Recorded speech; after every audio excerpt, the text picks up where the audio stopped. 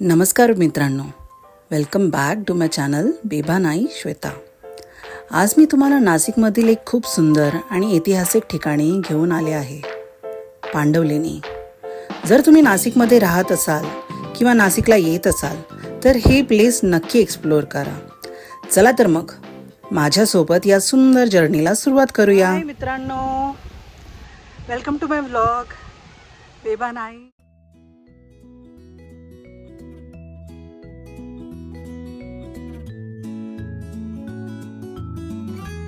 पांडवलेणीपर्यंत पोचण्यासाठी थोड्या पायऱ्या चढाव्या लागतात. खूप दमही लागतो, खूप दमछाक होते. पण बिलीव्ह मी, वर पोचल्यावर जो व्ह्यू दिसतो ना, तो सगळा थकवा विसरून टाकतो. मुंबई आग्रा महामार्गालगत नाशिक शहरापासून साधारण 8 किलोमीटर अंतरावर त्रिरश्मी नावाच्या डोंगरावर बसलेला आहे हे अद्भुत वारसा. सुमारे 200हून अधिक पायऱ्या चढून आपण या लेण्यांपर्यंत पोचतो आणि जसजसे आपण वर चढतो तसे नाशिक शहराचे अप्रतिम दृश्य आपल्या नजरेसमोर उलगडत जाते.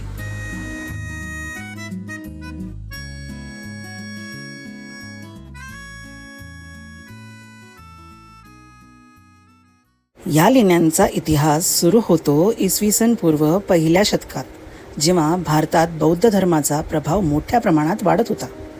दगडात कोरलेल्या या 24 लेण्या इसवी सन पूर्व 2ऱ्या शतकापासून ते इसवी सनच्या 6व्या शतकापर्यंत विकसित होत गेल्या. त्या काळातील व्यापारी, राजघराणे आणि सामान्य भक्तांनी दिलेल्या देणग्यांमधून या लेण्यांची निर्मिती झाली. आता पाहूया या लेण्यांची वास्तुकला. एकही आधुनिक यंत्र नसताना फक्त हातोडे आणि चिमणीच्या सहाय्याने संपूर्ण डोंगर खोदून तयार करण्यात आलेली ही कलाकृती पाहून आश्चर्य वाटल्याशिवाय राहतच नाही. येथील बहुतेक लेण्या विहार म्हणजे भिक्षूंची निवासस्थाने आहेत, तर काही लेण्या प्रार्थना आणि ध्यानासाठी वापरल्या जात होत्या.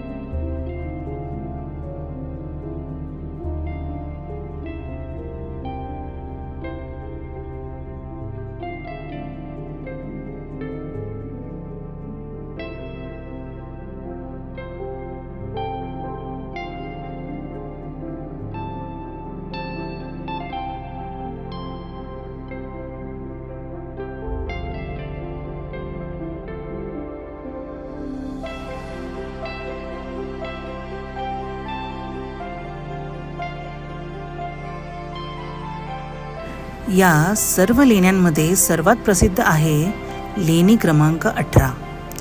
ही एक चैत्यगृह म्हणजेच प्रार्थनागृह आहे.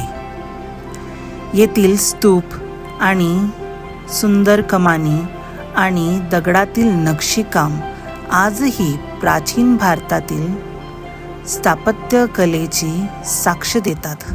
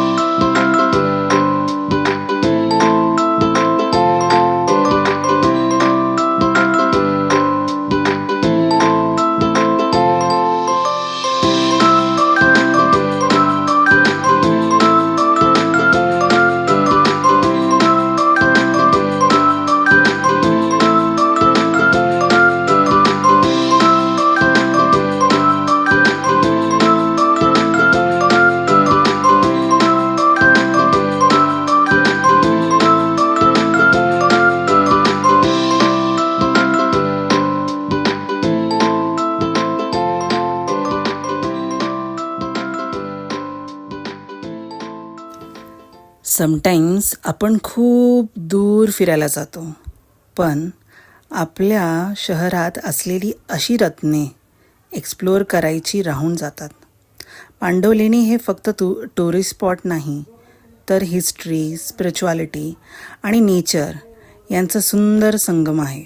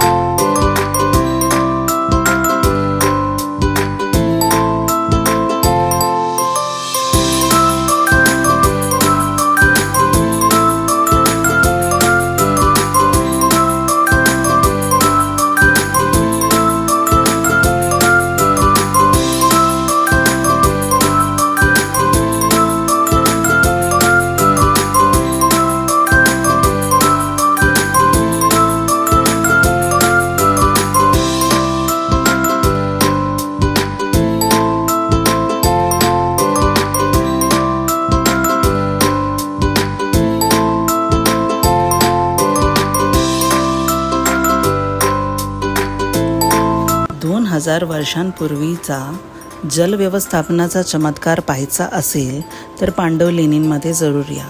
पावसाचे पाणी साठवण्यासाठी येथे दगडात कोरलेल्या टाक्या बनवण्यात आल्या आहेत. इतक्या वर्षांनंतरही त्यांची रचना अभ्यासकांना आश्चर्यचकित करते.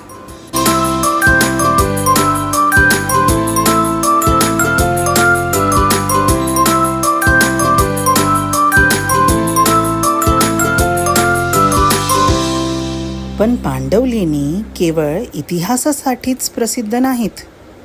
येथून दिसणारा नाशिक शहराचा नजारा खरंच मंत्रमुग्ध करणारा आहे.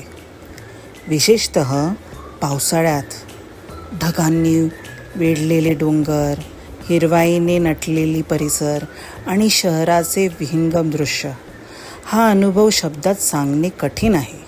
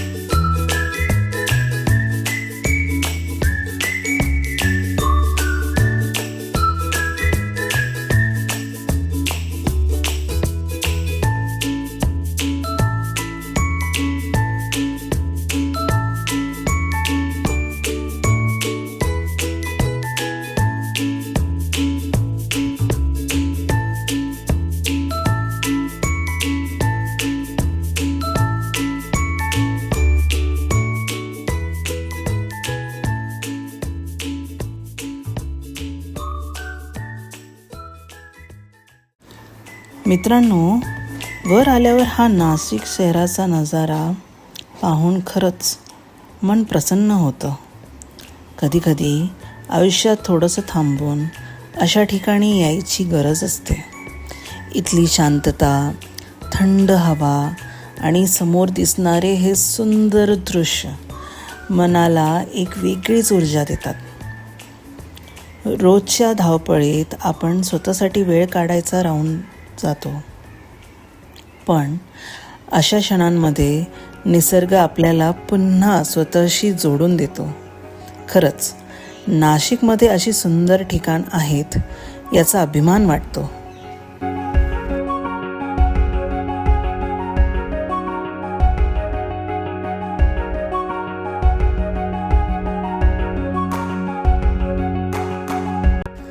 तर मित्रांनो, कशी वाटली आजची पांडवलेणीची सफर?